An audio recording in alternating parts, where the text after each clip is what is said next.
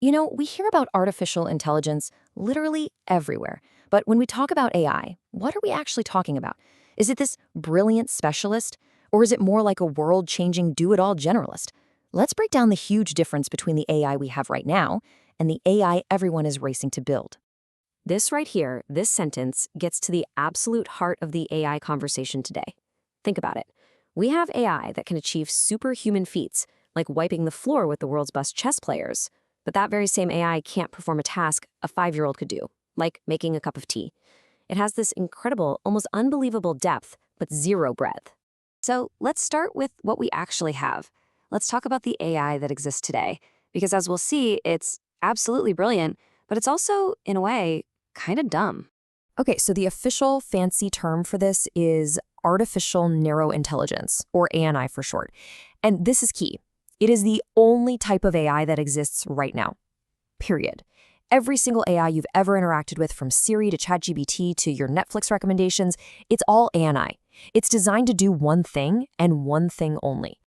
And you really do see it everywhere. It's the engine that recognizes your voice, the algorithm that knows exactly what movie you want to watch next, the model that can write an email that sounds just like you. Each one of these is an incredibly powerful specialist, but it's trained for just that single job. I absolutely love this quote from Cassie Kozierkov at Google because it just cuts through all the hype. At the end of the day, machine learning is just a very, very sophisticated way of labeling things based on patterns. It's not magic, it's math. But, a lever is simple too, and a simple lever can move the world. All right, so if that's the specialist AI of today, what about the generalist? What about the AI of tomorrow? This is where we get into the dream of a general AI. And this is artificial general intelligence, or AGI. Now, unlike its narrow cousin, an AGI wouldn't be locked into a single task. It could learn, it could reason, and it could apply its knowledge to solve any problem, pretty much like a person can. If ANI is a scalpel, AGI is the ultimate Swiss Army knife. And the difference between them is it's profound.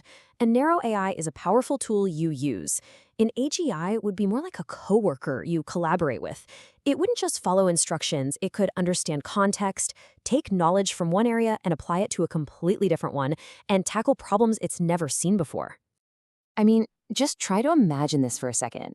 An AI that could learn from the strategies of chess and apply them to a complex business negotiation.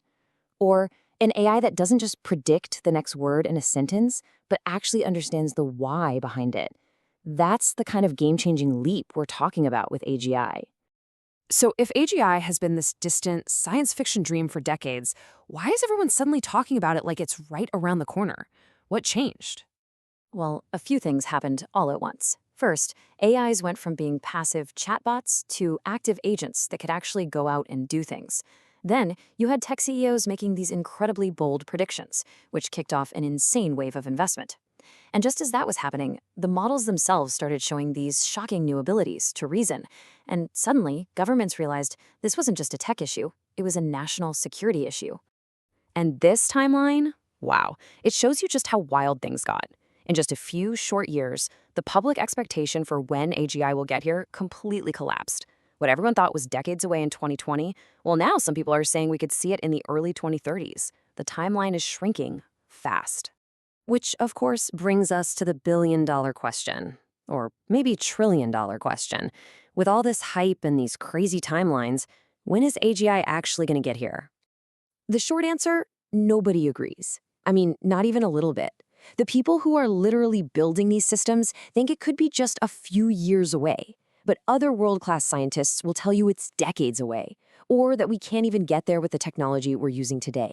There is zero consensus. So who's right? Well, it kind of depends on what you mean by intelligence. An engineer might say it's a system that can learn a new skill. An economist might say it's a system that can do a human's job.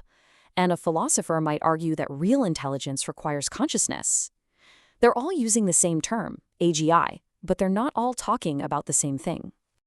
All of this uncertainty, all this debate, I know it can feel a little unsettling. But there's another, maybe more productive way to look at this particular moment in history. The philosopher Nick Bostrom completely reframes the debate. His point is that sticking with the status quo isn't the safe choice because our world is already incredibly dangerous. People are suffering. So the real question isn't about avoiding risk, it's about choosing which risks we're willing to accept. The ones we already know, or the ones that come with a powerful new technology. So, no, we're not there yet. We're living in this incredible, fascinating gap between the specialist AI we have now and the generalist AI of the future. It's a time of explosive progress and really, really big questions. And honestly, watching this story unfold, seeing how we navigate this transition, that's maybe the most compelling story of our time.